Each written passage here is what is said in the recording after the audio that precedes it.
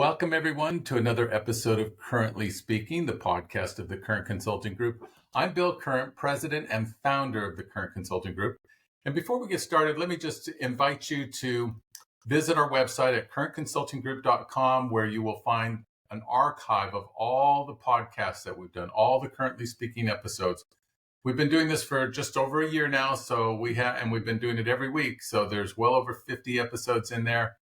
You can also find us on YouTube under Currently Speaking and on all the major podcast platforms. So like it, share it, help us grow our viewership. And if you have any questions or if you have any topics you'd like us to cover, we're always looking for good topics. We have a variety of speakers. We bring in other people from the industry that are not necessarily with Current Consulting Group, but we have a lot of expertise within the Current Consulting Group. And so we invite you to suggest topics that you'd like us to cover. Now, speaking of the experts within Current Consulting Group, today I'm going to be speaking with Robin Schelling, who is the latest addition to the Current Consulting Group. Robin, welcome to the podcast. Thank you so much, Bill. It's great to be here and to be part of the Current Consulting team. Oh, we're just really excited to have you on board. We've received a lot of emails from people who saw the press release and are really impressed that we're working together. So one, thank you for coming on board, and two, we look forward to working together for a long, long time. Yes, glad to hear that. Yeah, well, thank you so much for having me. This is an exciting opportunity. And I'm going to just read a little bit from the press release that we put out when we announced, you coming on board.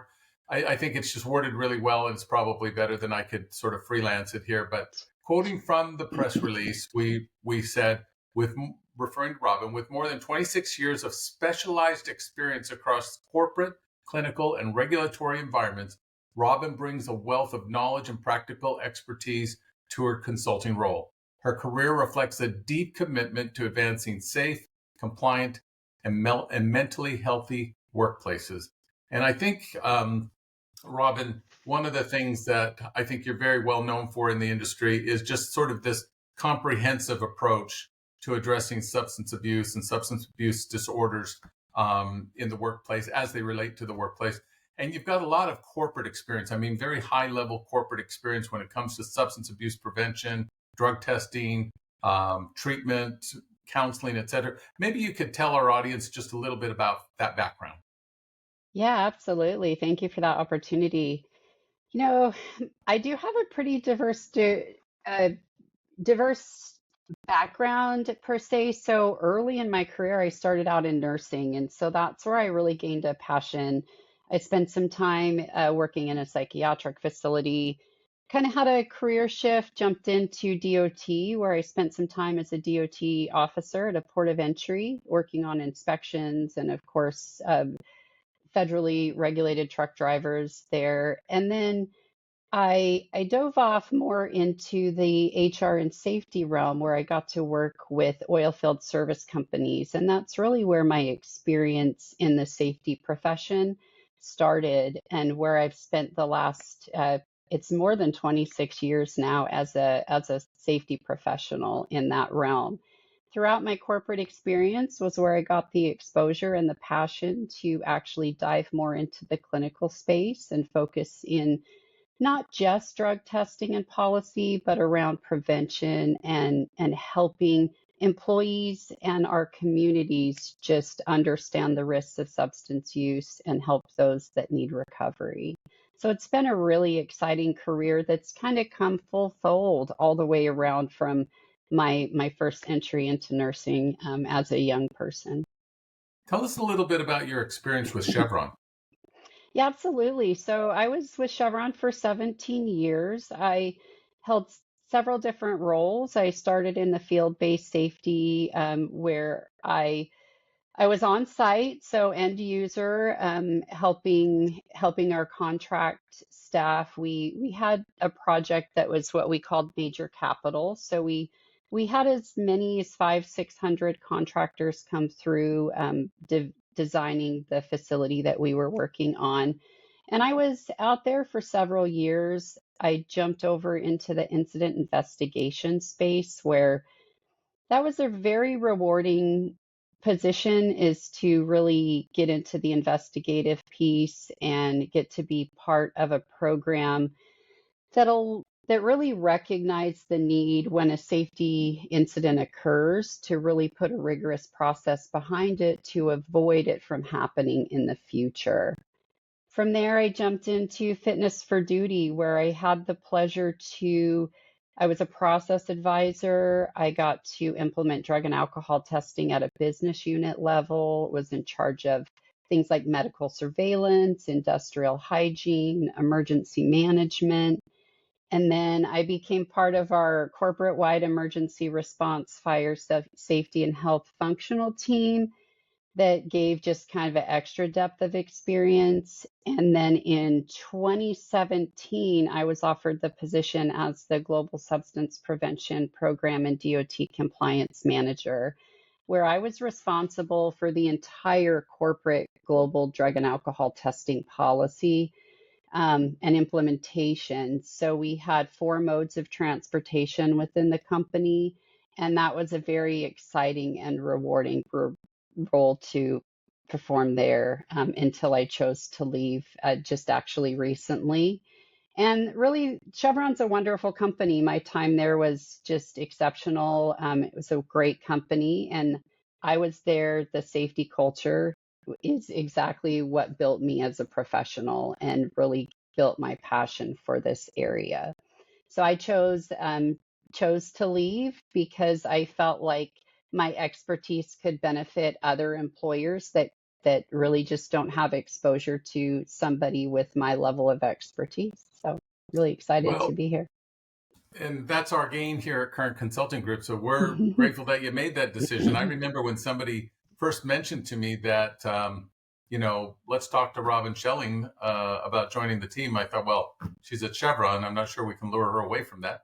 But you had already left, unbeknownst to me. So, um, It was a tough decision, but definitely the right one for me. I'm very passion driven, and this space is just one of those things where I feel, it's part of my purpose and something that I can add a lot of value to. Absolutely.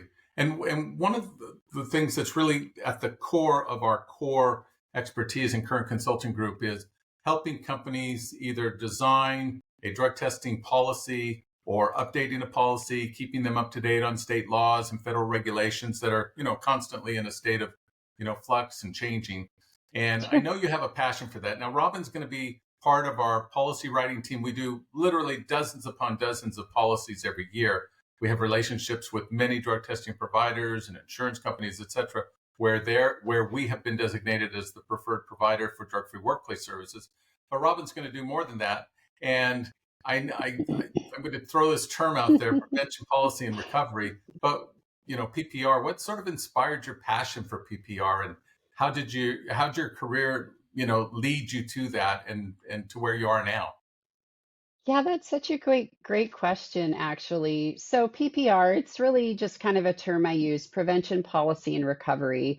It's really that intersect between workplace policy, compliance, and that human well-being aspect of it. So I've seen, firsthand throughout my career how companies there's a requirement to be compliant, and it's necessary to do so.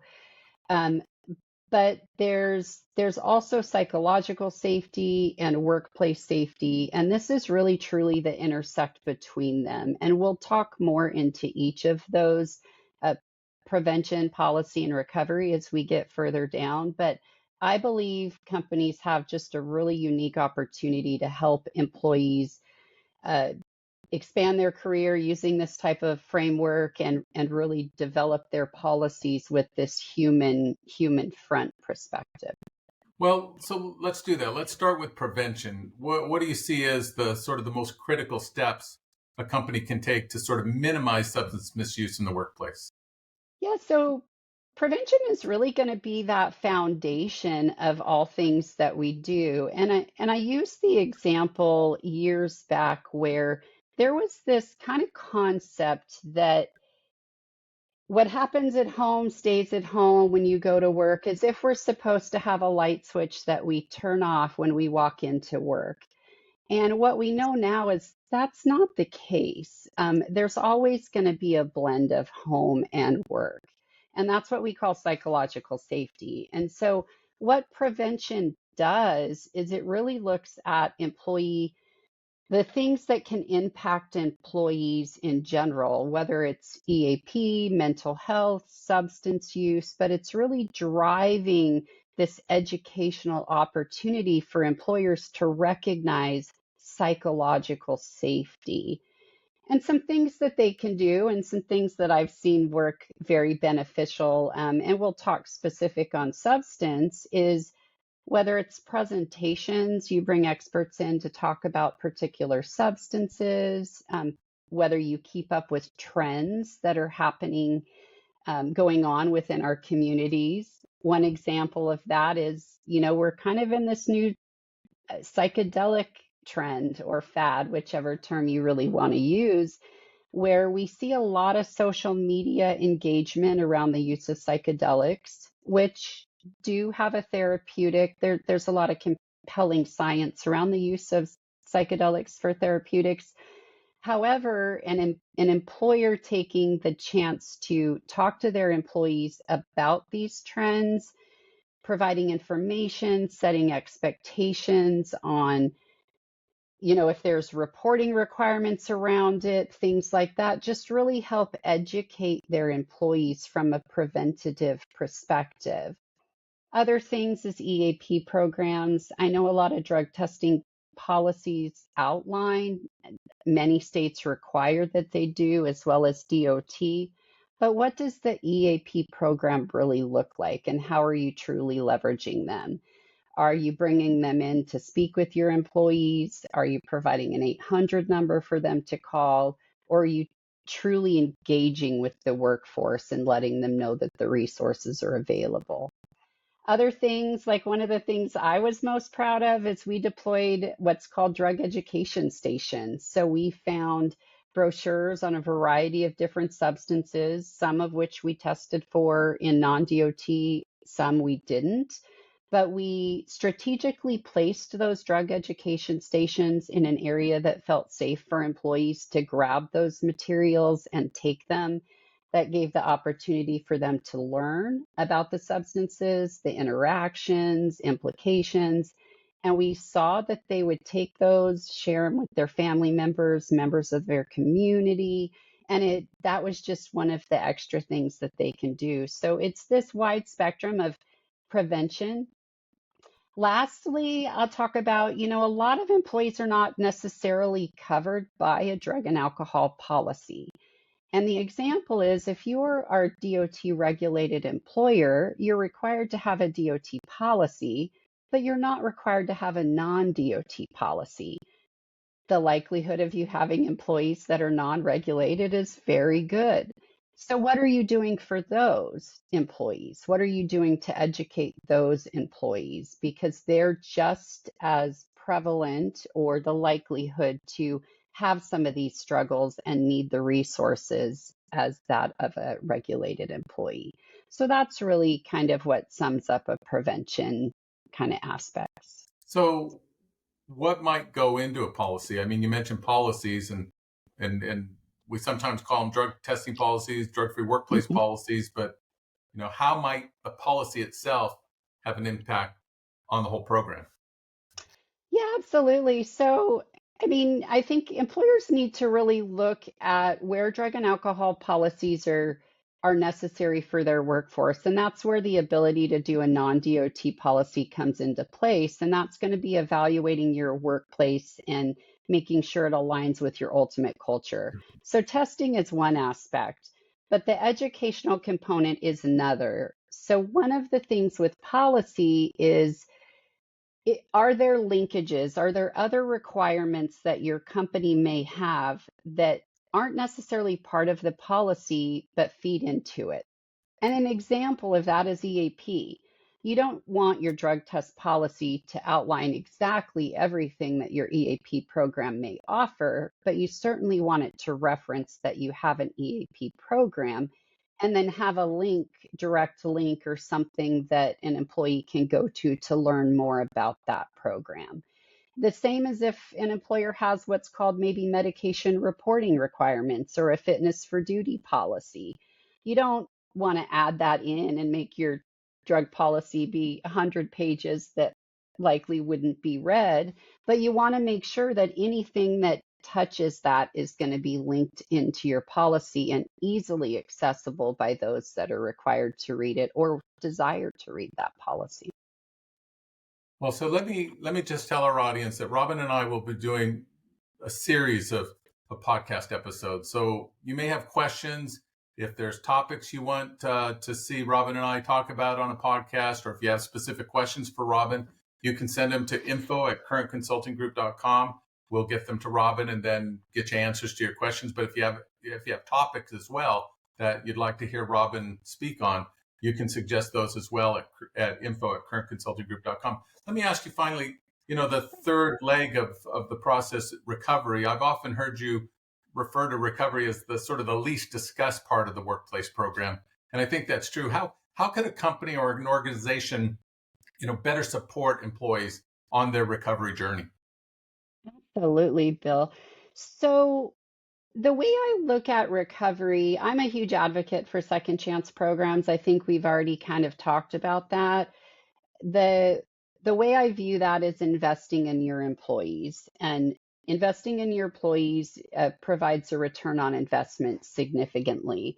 But one of the things it does when we look at prevention, policy, and then recovery is it also turns what's previously known in policy as a punitive program to more a human first recovery program where you're supporting your employees. So, offering them the opportunity to self refer, as an example. So, that can be designed in many ways, whether they choose to leverage medical benefits offered by the company or if they take a leave of absence to handle things. Same if there is a policy violation under their drug and alcohol testing policy. I'm not necessarily saying an employer needs to put forth all the money to pay for these programs, but providing the opportunity for an employee to be able to maintain their employment can be exactly the motivation that that employee needs to make that significant change in their life. What we've seen with termination only policies, and I totally understand that some companies, that's just the model. There's other indications, such as insurance requirements, things like that, that might drive a termination only policy. But typically, what we see is that we're community stewards as well. And so when an employee has an identified issue, they go out into our community, that impacts us as community members. In a small industry, I say small, similar my experience in oil and gas, is we saw that a lot where if there was a violation, somebody was terminated, their specialized skill set then turns them to go apply for the next company. And in that process, what happens, anybody can study for a pre-employment test. That's pretty well known. And so you have a violation. If it's under non-DOT, it's not disclosable. You take a pre-employment test that you've studied for, you pass it, you move on to your neighbor. And that's just not a good community steward with companies.